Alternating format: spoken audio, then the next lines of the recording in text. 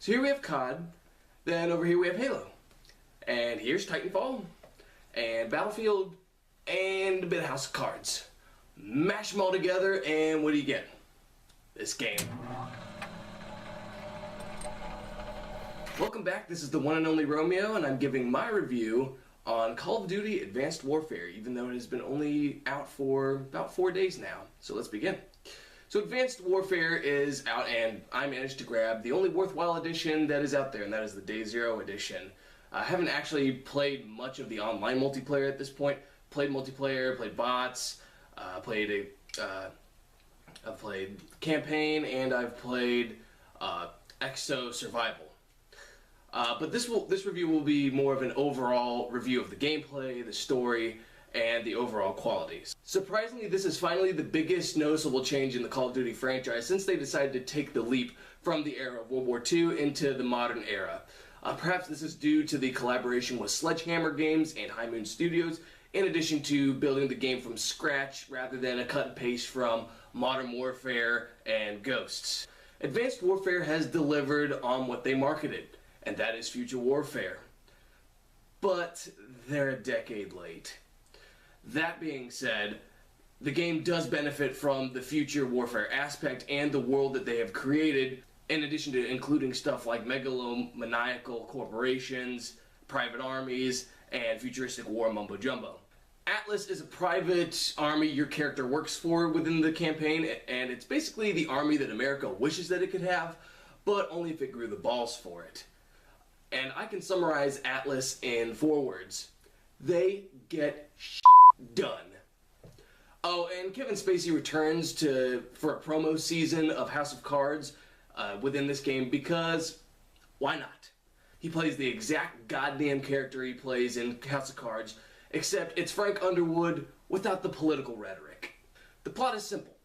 Advanced warfare future mumbo jumbo. Enough said. Now, the gameplay is why all of us bought the game, right? Well, Advanced Warfare keeps most of the original features from the previous games, like perks, weapon customization, and kill packages. The only difference is now you have super jump, super punch, and armor abilities. Sound familiar? Unfortunately, the game has to contend with the likes of Halo, Destiny, and Titanfall in the realm of sci-fi shooters, and you really do feel that within the gameplay. Sure, the addition of a riot shield and cloaking is new to the Call of Duty franchise, but then there was also the hard light shield and cloaking in Halo. Sound about right? However, the gameplay is balanced enough to provide blood-pumping entertainment because you're still just a sack of meat, not encased in sci-fi armor and immune to bullets. You die easily, and that makes your choices in the game meaningful when it comes to picking the right weapons, armor abilities, and perks. The game is fast-paced and thrilling, just like its predecessors, and there's a lot more fluid motion to the combat and the way the game performs within the middle of action. Fast-paced action does take a toll on newcomers to the franchise because most people are used to having a health bar or some form of health that tells you when you're about to die for most shooters, whereas in this game, bap, bap, bap, oh, you're dead. Running into a room full of enemies will end in your untimely and grisly demise, with your teammates yelling into the microphone, "Dude, why didn't you just throw a grenade in there?" And that can prove to be very frustrating. However, this game does present enough gameplay, material, and aesthetic changes to the Call of Duty franchise to make it stand out among much of the other shooters that are coming out this year. Although, wouldn't it be batshit crazy if the exosuits were actually just a prototype for a so-called Spartan 1 program? Or if the mech suits within the game end up becoming full-fledged Titans? Mind-blowing crossover material right there, guys. Call of Duty, Titanfall, Halo, mashed together, make a big crossover. That will sell like hotcakes.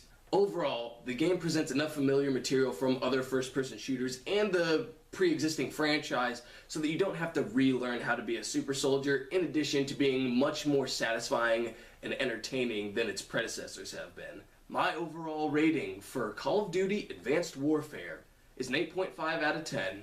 Buy it new, buy it now.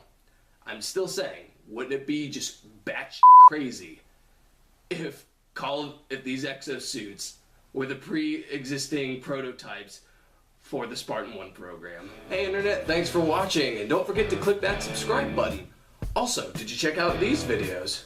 Or these videos? Some of these videos are fun, some of them are even more fun, so be sure to check them out.